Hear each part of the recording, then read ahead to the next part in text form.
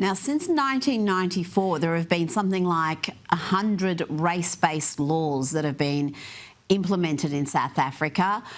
What's been the impact of these laws? So South Africa is the most racist country in the world. You'd think, having got rid of apartheid in 1994, having peacefully handed power from a white minority government to democracy in South Africa, you'd think the last thing that our country would want is to return to a racist situation.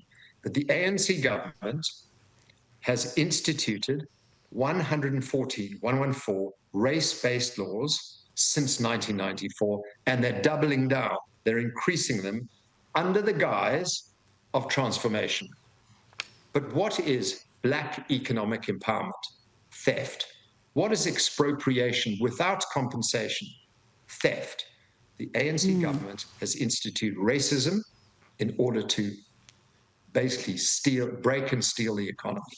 And a report came out recently by Professor William Gumede, who said that black economic empowerment, those wonderful three words that you'd think, oh, it sounds very nice, I could probably accept that, has transferred 100 trillion rand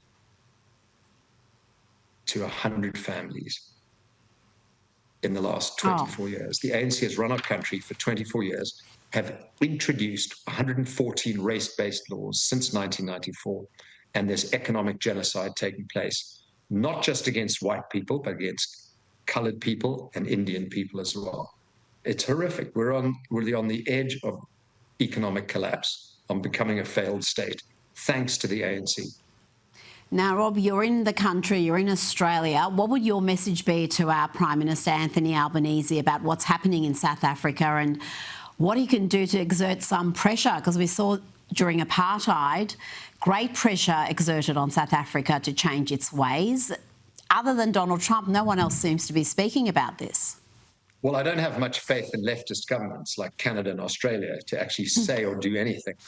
You know, all we ask of the world, of the decent part of the world, is just tell the truth.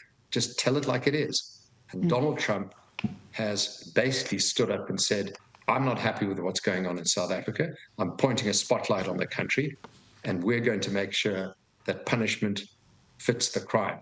And I'm not sure what that is and when it's going to come, but Donald Trump and his administration, I have to salute them. And I wish Albanese would even stand up and put a spotlight on South Africa, but I don't have much hope for that. Well, let's hope he changes his mind. There are many South Africans in this country. We've got quite a big expat population, and let's hope they speak up. You have been very outspoken, very brave in talking about this issue, and we really do appreciate your time, Rob. Thank you for joining me tonight.